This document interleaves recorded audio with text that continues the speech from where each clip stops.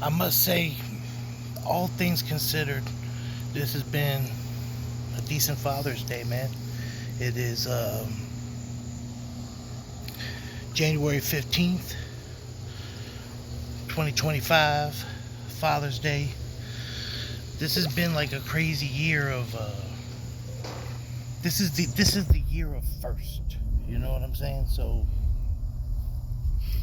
it's the first year, like as a family, we're going through a lot of first this year. So today is the first Father's Day that my nephews have had without their dad, without gutter brain. You know what I mean? So I made sure to bust through and make sure I spend it with them. You know what I'm saying? I brought my youngest daughter with me.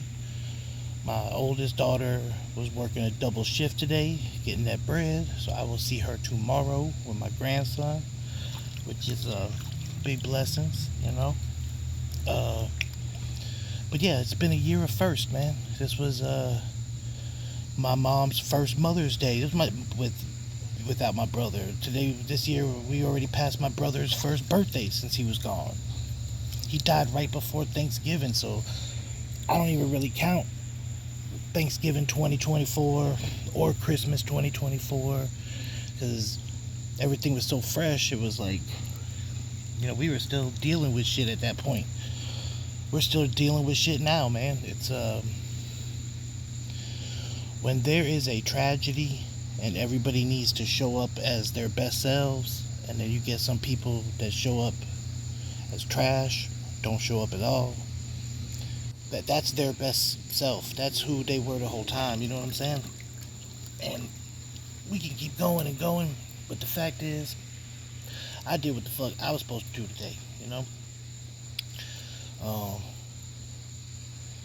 life is a blessing, and like I said, it's a year of first. There's a lot of things that I'm dealing with. I'm still here, man. I had no plans in my life that did not include gutter. You know what I'm saying? A lot of things that I did were for the direct benefit of gutter. For me to put myself in a position where I could hand my dog the baton and him take it over to the next one, you know? And I do a lot of soul searching, man. Like, a lot of shoulda, coulda, wouldas. A lot of reconciling within myself.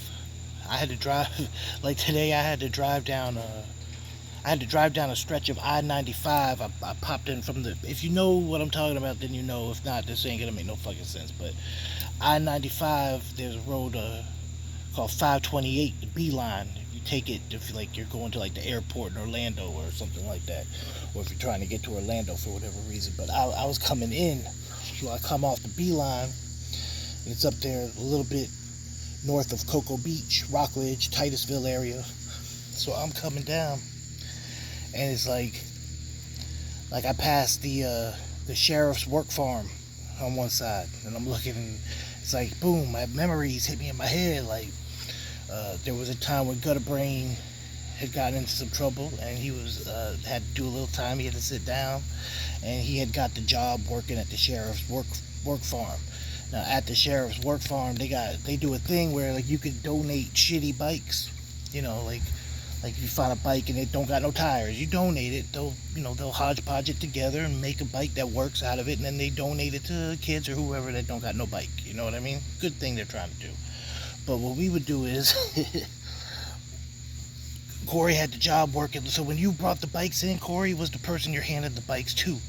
So we would, you know how bicycles got them little rubber grips on the handlebars? So we would wiggle them and pop them off, and then we would stuff shit in the handlebars. You know what I'm saying? Cigarettes, little weed, like little stupid shit, a lighter. Nothing crazy, but just little treats, And I thought about that, and it made me smile. I was like, damn, and we keep going down, and then we passed a big ass flea market. The flea market's been there for fucking ever. And I remember, when I was young, we were at the flea market, and we was kids. We didn't have no money, and these stupid ass things called Pogs were real popular. You know what I mean? I really didn't care about the Pogs. I didn't really know what they were. I didn't play Pog. Whatever. All I knew is that if I got me some pogs, I could take them to school and maybe flip them or hustle them and do something, you know. And boy, I tell you, I got caught stealing pogs at the fucking flea market out there, and the guy caught me. Fucking, and meanwhile, I walked off. I wasn't with my mom, so when my mom come back around the corner, my mom gonna see that I done got roped off. When I was a kid, they just sat my ass on the bench. Were like, don't fucking move. And they cuffed me. And Corey must have been 8 or 9 years old. Little gutter come out, yeah, you don't take my brother to jail. He fucking went off on the cop. He was like trying to attack the cop to get me out of jail. He didn't know no better yet, you know. But fuck, man, the cop let me go. Basically released me to my mother. He was a good cop, man, because I was a kid, you know. Pogs, they're harmless. But he let me go and made me go home and write a letter apologizing for stealing it, and I had to return the letter the next week.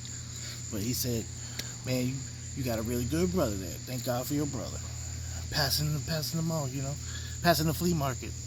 Keep going down 95, man. I passed when you Palm Bay, them 2 Palm Bay exits, Palm Bay Road and then the one on Malabar Road. Those were our 2 exits for a long time in our pre-teens and teenage and young adult life. Those were our exits, and then as we got older, it kind of those exits spread down to I'd say to the Sebastian exit and to the Vero exit. Like, we was running all up and down there, right? But so you going through, you see that big sign say Palm Bay. I think, damn, dog. Keep going. When you're on that highway, you can look over. You see Brevard Community College, bro. Me and my brother did some Brevard Community College together. We were in there at the same time, wilding, dog. It was crazy. Great fucking times. And then you pass that exit, you keep going down. There's a fucking exit that it wasn't there before. It's like a new exit. Like they just put it in something heritage. I don't know. They just made some shit up. But when they were building it, that shit had like all kinds of those big orange barrels with the reflector tape around them, and it's like it looked like a construction site. And my brother Gutter, man, he going one night, and he just fucking takes the exit, knocks the things over, everything. Like just pull. He in his mind he knew I passed this exit, next exit's my exit. He wasn't thinking, oh, they done constructed a whole nother fucking exit, but this motherfucker gonna drive through there, and like I said, they were doing construction. He didn't know what the fuck it was. He bust through there, can't see what he's doing to get out. He was like, man, fuck this shit. He went to sleep in the car and got out of there in the morning. Made it home safe, Like, and then I get off on the Sebastian exit, 512. Right between you go east, you're in Sebastian, you'll hit the river. You go west, you're gonna hit the Fellsmere, and we ran through there many nights. So it's like just a lot of memories, all in just going down one road and all these things, and ain't none of them bad, dog. I lost a fucking soldier, dog. And I get to my mama's house, and my brother's 2 youngest children are here, because like I said, everybody don't step up. My mom got temporary custody of these boys. I live 7.5 hours away, man. I try to get out here every chance I get, and especially like I said, I was here for Mother's Day. That was my mama's first Mother's Day without Corey. I'm here today. I'm here for Father's Day, man. And then I'm gonna grab these boys. It's summertime. I'm gonna grab these boys. I'm gonna take them with me back up for the 7.5 hour drive. I'm gonna give my mama a little break, and I'm gonna give these boys a really fucking cool, awesome summer, man. Cause I could just hear my brother every time I do something. I just hear him like, "Thank you, Louis. Thank you, man. Thank you, dog. Louis. Thank you, man. Louis. I'm sorry, Louis. I know, dog. I know." But in all that, you start to realize what's important. You start to realize shit you thought was important really ain't that important.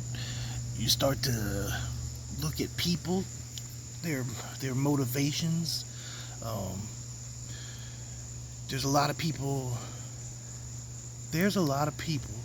who you will interact with, and they will do some fuck shit. They'll be on some fuckery, right? So you interact with these people, they're on their fuckery, and you give them passes because these are like, oh well, that's just them. That's how they be. You know what I'm saying? And I can't deal with this shit no more. like I got love for so many people, but I love my motherfucking self more, man. And a lot of times I wish my brother loved himself more. There's a ton of things that me and Gutter talked about doing, me and Gutter planned on doing.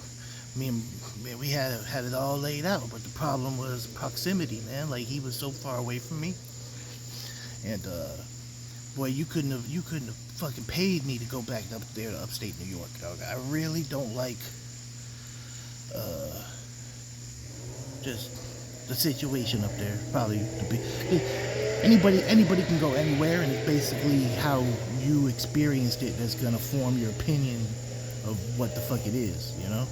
So I'll just say that the experience I had in upstate New York served its purpose for my plan, but my brother, you know, he made choices that changed plans, you know. And then he's just such a good-hearted dude, but man, we were so close to getting him down here. My youngest brother, Michael, uh, he's already here. Like that was the plan, bro. The three brothers, tres hermanos, we back, motherfucker. My brother Michael came immediately, boom. But choices my brother made and people that he put himself around, people that he intertwined his life with. So now he just can't get up and bust a move. He has to have some type of communication and permission or cooperation or whatever you want to call it from this other person. And it got to the point at the end where it was like, bro, just come on, dog. Grab your kids. Because he was raising 5 kids. And one of the problems was that he really loved all these kids, but the 3 oldest were not his biologically. Therefore, he had no rights to them. If he was to grab his kids, in his eyes, he looked at it like, oh, I'll be abandoning these other kids. I can't abandon these other kids. That's all anybody ever does is abandon these kids, not me. You know what I'm saying? These my babies. I'm Corey Gutter, boom. They all my babies. But the courts didn't see it like that, you know. Fucking. So his whole thing was, yo, I can't grab my babies and leave because the second I do, this person who I do not trust is gonna be having strangers in and out my house. This person's gonna be saying they're going to the store and be disappearing for days on end. This person's gonna be doing drugs around these kids. This person's gonna be having other people at this house doing drugs around these kids who don't necessarily know these kids or even care enough about these kids to give a fuck if they're safe or okay, regardless of what they're doing, you know? Fucking people are gonna mismanage money, not be paying bills properly. People are gonna be not properly protecting my property, and these same people that are in and out all fucked up are gonna be stealing my shit. If you ask these people where my shit go, I don't know. They don't know. They don't never know nothing, you know? A headache. And then because of all this, when he passes away, now everything's in the air, bro. Like, I think people don't realize, they just think, oh man, you're mourning your brother, you're sad. Yeah, I am.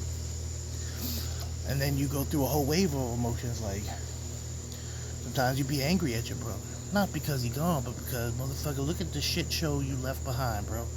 Like, you couldn't trust this person for you to hold it down, for you to bust a move. How you gonna trust this person when they know for a fact you ain't about to pop up and rectify that situation, regulate on them?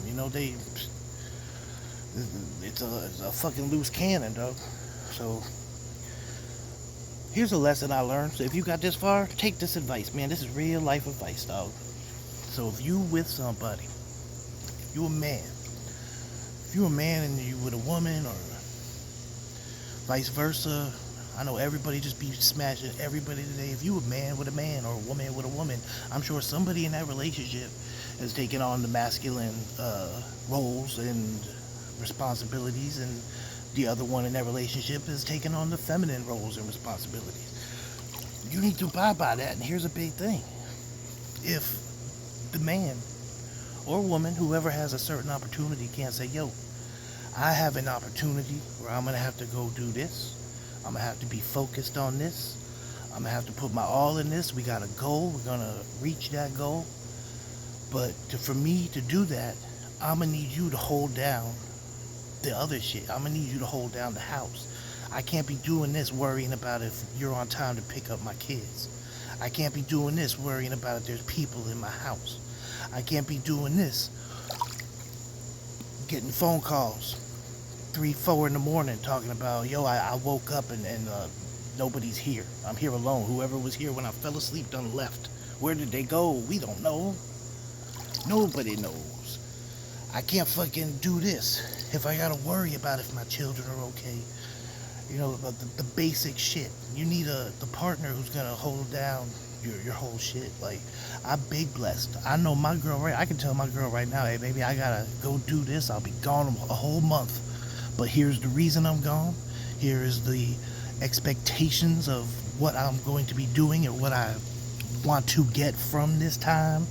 Here is why me being gone to acquire that goal and get that bag is more beneficial for us than me staying here and running in this hamster wheel. You know what I'm saying? Like, I gotta play. Let me land this plane, yo.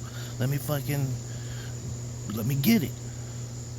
I'm blessed because I could leave. I could go through it, and if we had that conversation and she agreed, you know what, you're right, this is mutually beneficial for our whole family, this is good for the children, fucking let's go get it, dog, you know? But I could leave and come back a month later, and I'm walking into a household that is exactly like the household that I left. The routine hasn't changed.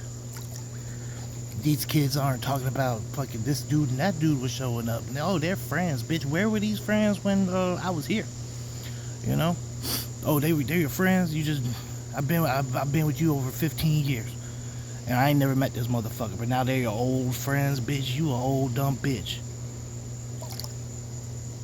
Ugh. See, that shit always sets me off, man. There's a lot of shit. Like, me and Gutter talked about doing a lot of shit. He has so many plots and plans, bro. And my whole thing was when he got here, we would start executing, you know? Problem with that, him getting here started getting procrastinated, pushed back. There was always something else he had to do. The majority of the time, it wasn't even shit he had to do. It was shit this other person had to do. This person could have signed, because my brother had he had like the main custody of the kids. I'm not sure of the proper terminology, but like he was the custodial parent. But he couldn't take these kids out of the state. They were in New York. He needed to get down to Florida. He couldn't get them out of the state without the mom signing the paper. And she was holding him hostage with that, you know? And like I said, he had kids that were not biologically his. The mom's such trash. There's 5 total. So the oldest is probably 18, 19 tops. You know what I'm saying? Already has a baby, but this girl is responsible. She moved out. She's got a really cool boyfriend, a caring, loving man, you know, a good man. And she has her shit together more than her mom does. Then the next one, he's 17 now. He's actually in jail right now.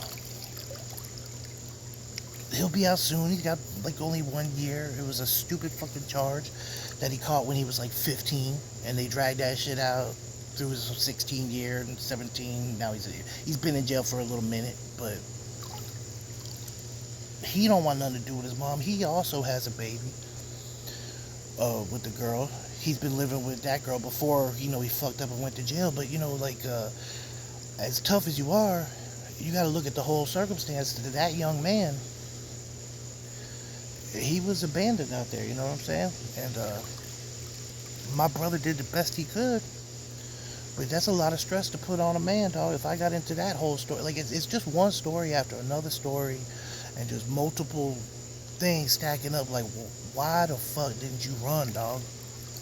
But then the next child was, man, she was months old when my brother came into the picture. My brother raised that little girl from nothing and had no rights on her, you know?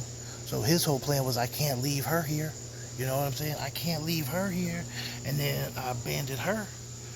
So his whole plan was like, yo, I gotta play nice and get the mom to come move down with me too. And that's what he was trying to do. Get that girl down here, get them kids down here, better schools around solid family, you know, like, I think a lot of the people he was around a bunch of broken people, man. He wasn't around nobody that had their fucking head on, that could grab him and be like, yo, what the fuck are you doing? And not sound like a hypocrite or a fucking idiot, you know? He was hanging around people that, you know, they're all playing same games, but his stakes are way motherfucking higher, bro. You know? Fucking... And it ain't just him. There's so many, you know what I'm saying? Rest in peace to my dog Tony Papa, man. Tony Papa died in August.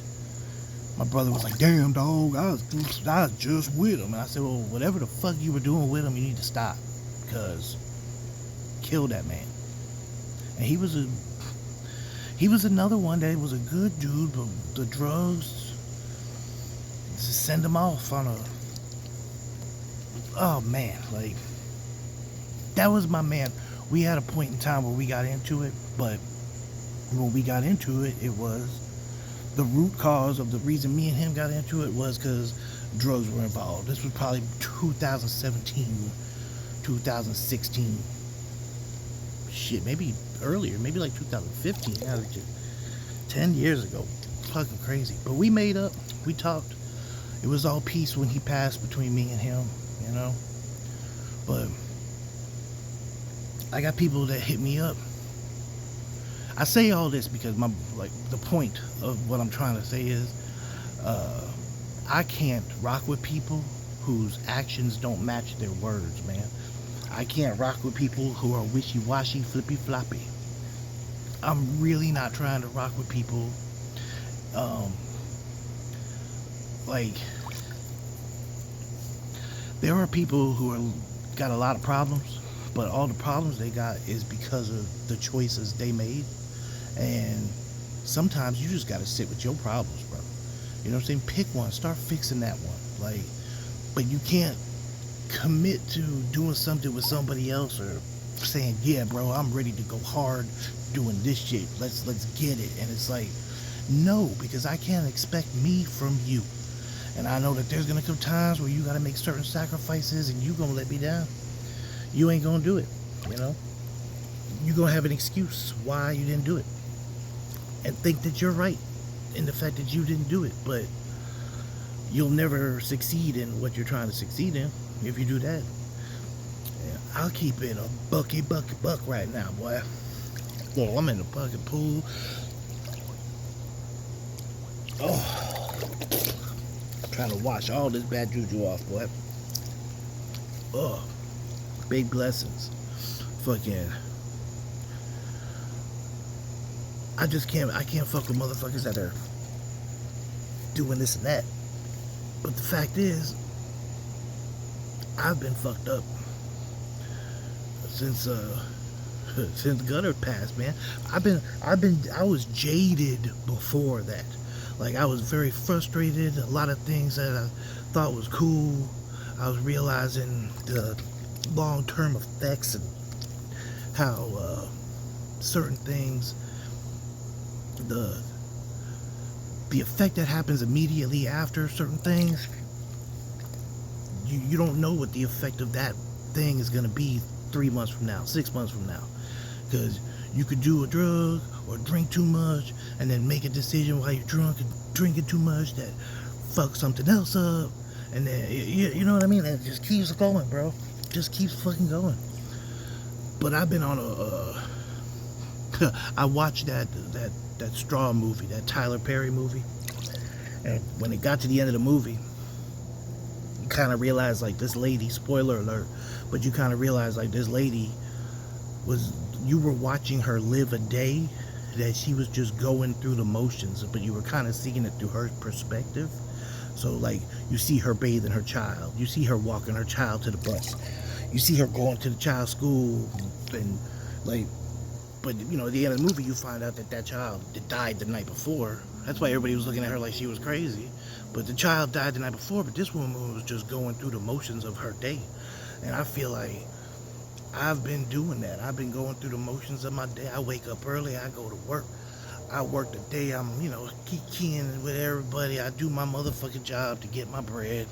And then I go home, and if I don't have something to hyper fixate on, like to focus super, you know, real hard on, I can't, like my brain be going crazy.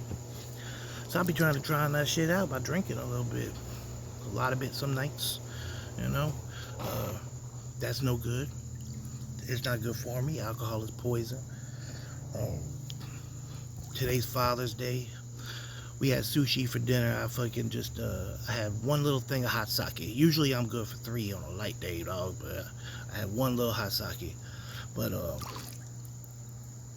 now's the time to set new goals. So instead of talking shit about everybody, or complaining about what this person don't do and what that person don't do, I just want to say, I'm sorry. I cannot take my time or my effort or my, you know, the little things that, the little opportunities that I got, I cannot share them with nobody at this point in time. I need to do this for me, you know. The one person that I always try to share every opportunity with, my little brother Gutter Brain. You know, if you go back, you'll see some of the best quality music videos we got was the fucking run we had back in 2015. Because my dog, Baba Dellis, is a genius behind the camera and editing. And I had the opportunity to shoot some music videos with him. And what did I do? That first video, I fucking, bitch, we gonna kick in the door as a collective. First video, I threw Bar Z on that shit.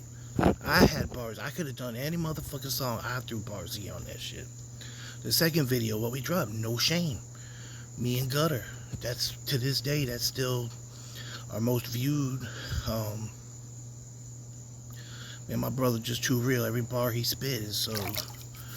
A lot of his songs I listen to now makes me sad, dog. But No Shame, great fucking video. But I could have shot any fucking video I want. It was like, bitch, we coming through as the Oven Party. You got one with fucking Bar Z. Now I'm gonna come through with that OGYT boy Gutter Brain. And then the third video we dropped was the Oven Party Coming, which was a cipher. I brought Mr. Clark back. Gutter Brain was in there.